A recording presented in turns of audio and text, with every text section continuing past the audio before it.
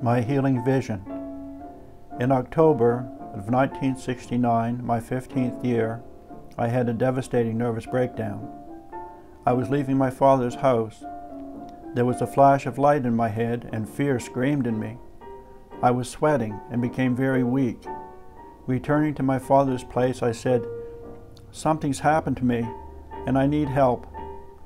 He took me to emergency and I was diagnosed with hypertension and disorientation. Later, I was admitted to the Nova Scotia hospital. My consciousness was a gray soup of fear and depression. I had lost my feelings.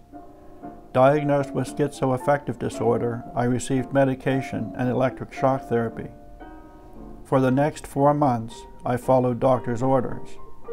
In late February 1970, my mother had a stroke. Being dissatisfied with the progress of my recovery, I decided to leave the hospital and go home. For 4 years, I became involved with Eastern disciplines. Yoga, vegetarianism, and meditation were popular with my generation. One day, while sitting under a skeleton of a tree, I was overcome with dread. Leaving the woods, I walked home. As I walked, I thought, I'm going to spend the rest of my life trying to understand what has happened to me. Immediately upon entering my apartment, I had a vision. In the vision, I saw an old country house with a woman and child in one window.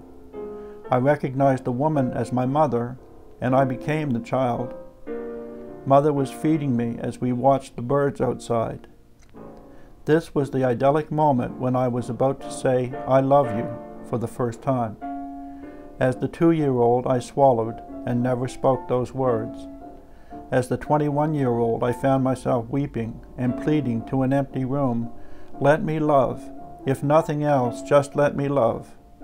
I had found my feelings again. Healing had begun.